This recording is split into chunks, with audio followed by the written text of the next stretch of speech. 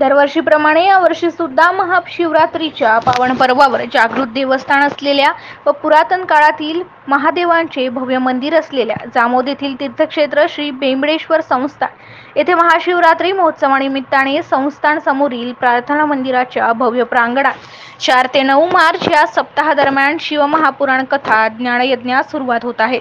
या दरम्यान विविध धार्मिक कार्यक्रमांचे आयोजन करण्यात आले आहे। कथा प्रवक्ते हरिभक्त पारायण सुनील महाराज लांजोळकर देवरी यांच्या अमृततुल्य वाणीतून या शिवपुराण कथेचे वाचन होणार आहे।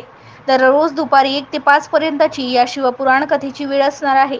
तसेच सप्ताहादरम्यान दररोज सकाळी 6 ते 7:30 सामुदायिक ध्यान व सामुदायिक प्रार्थना राहील। तर 4 मार्च रोजी संध्याकाळी 8 वाजता महिला भजनी मंडळ जामोद यांचा भजनाचा कार्यक्रम पार पडणार आहे।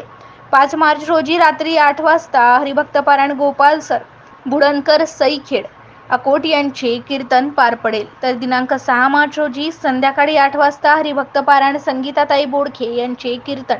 तर दिनांक 7 मार्च रोजी रात्री 8 वाजता भजन संमेलन पार पडेल। तर 8 मार्च रोजी संध्याकाळी 8 वाजता हरिभक्त पारायण विजय महाराज माथणे राष्ट्रीय प्रबोधनकार अमरावती यांचा प्रबोधनाचा कार्यक्रम पार पडणार आहे। 9 मार्च रोजी काल्याची कीर्तनानंतर सायंकाळी 5 वाजेपासून भव्य महाप्रसादाचा कार्यक्रम होऊन या शिवपुराण कथा सप्ताहाची सांगता होणार आहे। कार्यक्रमांचा दर्शनाचा व महाप्रसादाच्या कार्यक्रमाचा जामोदसह पंचक्रोशीतील भाविक भक्तांनी मोठ्या संख्येने उपस्थित राहून लाभ घ्यावा असे आवाहन श्री बेंबळेश्वर संस्थान विश्वस्त मंडळाच्या वतीने करण्यात आले आहे। MCA न्यूज मराठी करिता आकाश उमाळे जामोद।